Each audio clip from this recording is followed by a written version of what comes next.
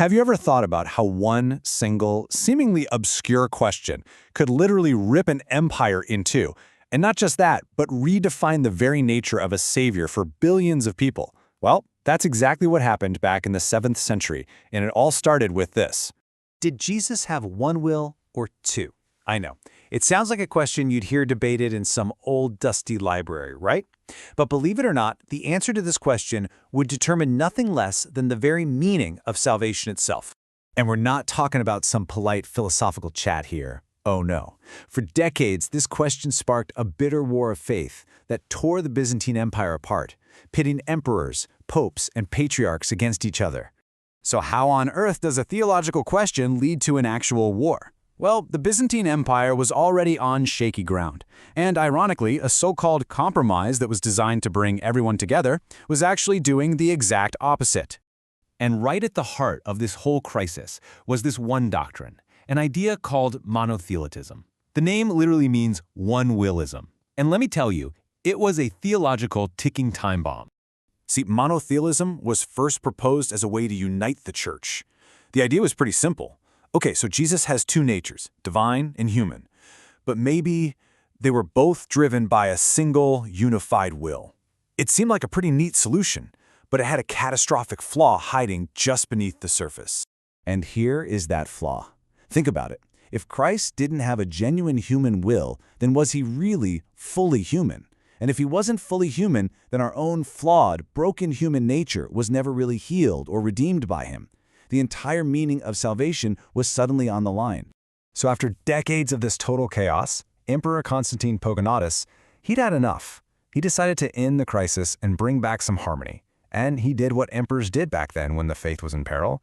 He summoned an imperial council, a big one. This was the Sixth Ecumenical Council. That means it was a gathering of bishops from all over the known Christian world, and they were called to decide on a matter of universal faith.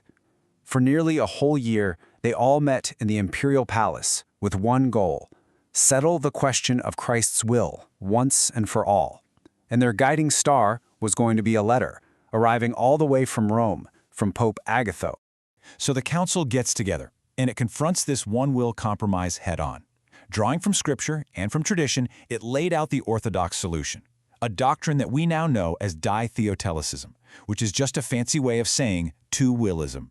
And honestly, it's beautifully logical when you break it down. First, Christ has two wills, one for each of his two natures. Simple enough. Second, these wills are not in conflict. His human will perfectly and freely submits to his divine will. And third, these two wills work together in perfect cooperation for our salvation. And for their biblical proof, their smoking gun, the council pointed right to Christ's agony in the Garden of Gethsemane. In this moment of just profound human suffering, Jesus says, "Not as I will, but as thou wilt." That one little word, I, that was the key. It signified a distinct human will, one that was choosing to perfectly align itself with the Father's divine will. So the council's decision was crystal clear, but the fallout?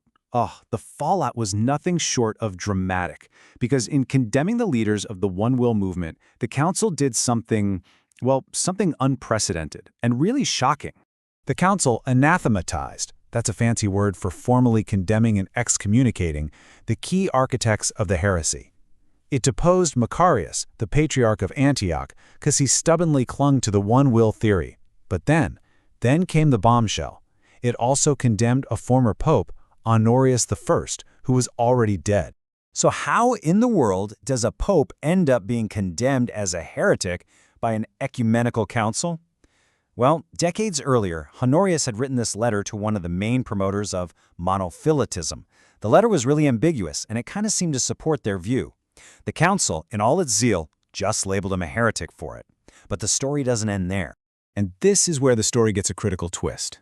A later pope, Leo II, confirmed the council's decision, but he clarified the charge. He said, look, Honorius wasn't condemned for teaching heresy, but for negligence, for failing to stamp it out, and for allowing the immaculate faith to be subverted. A crucial distinction. Now, I know this all might seem like ancient history, but the Council's legacy is absolutely profound, and it continues to shape Christianity today, especially when it comes to understanding authority. Get this, when the Council Fathers received that letter from Pope Agatho laying out the two wills doctrine, this was their reaction. They said, "Peter has spoken thus through Agatho." Wow. That was a powerful, powerful acknowledgement that the Bishop of Rome, the successor of Peter, held a special authority to define and preserve the faith. And here is the great paradox of this whole story.